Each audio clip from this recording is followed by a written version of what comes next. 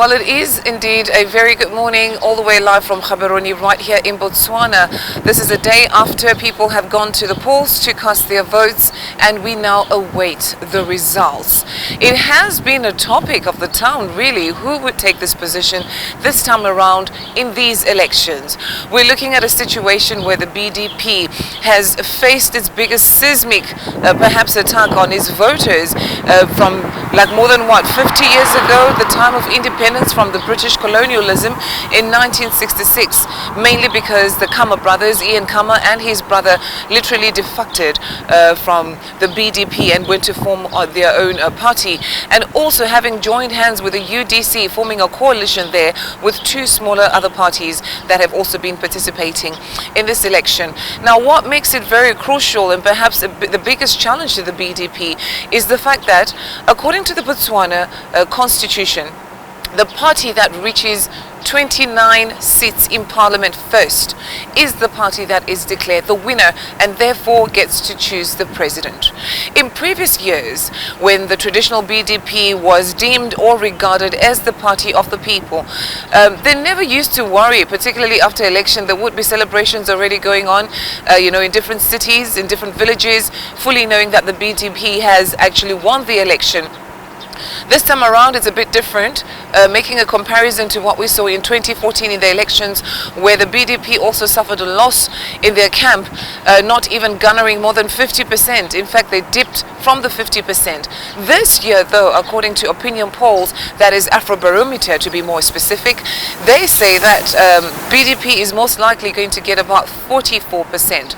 The UDC in the last election in 2014 garnered about maybe 30%. This time around they're also expected to get maybe slightly more than that. So obviously that is a shaking within the camp of the BDP. They might win this election, but perhaps this could be the last time we actually see the BDP very confident or even a bit confident in winning the election. Perhaps a new era of democracy that this particular country is experiencing. Ian Khama coming out there that President Masisi accusing him of being autocratic in his rule, that he does not even consider the views and opinions of other leaders within the party. That's why we saw a defection from him. But Masisi, people say that he's a liberal leader. He is a people's person. He listens, as opposed to the former president Ian Khama. So you would find that it's received with mixed feelings. In some places other people want it, in other places other people are a bit doubtful, while other people are confident that maybe it is a time for change and the UDC might as well take over.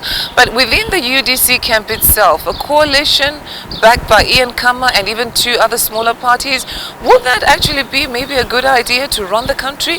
Maybe not, because they're actually standing on different ideologies, so to speak, but they're just forming a coalition just so that they can derail, the efforts of the BDP. So Botswana finds itself at the biggest test at the strength of its democracy. Will they actually exercise political maturity? What would be the best for this country? You would know that Botswana is the largest diamond producing country in Africa. They are also large in agriculture.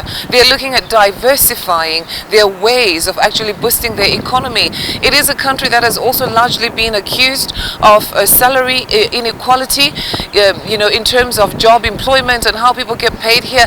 There's a lot at stake when it comes to the Botswana economy that really needs some serious thinking and serious wisdom as to how they can actually prosper this democracy. So we're waiting. The IEC has said from this morning all the way to the end of the day, this evening, results will start trickling in.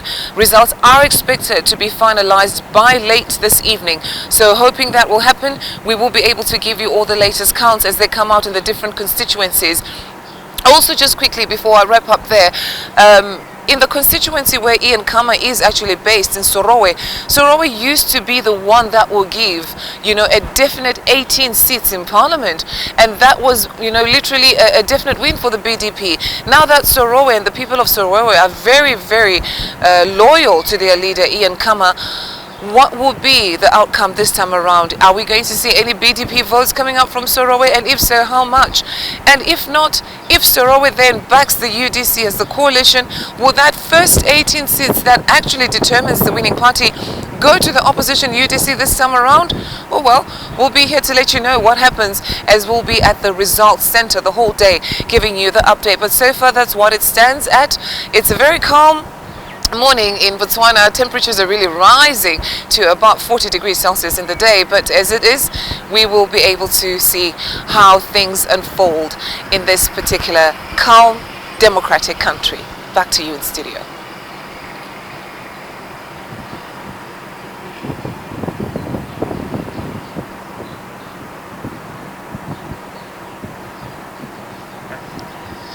I noticed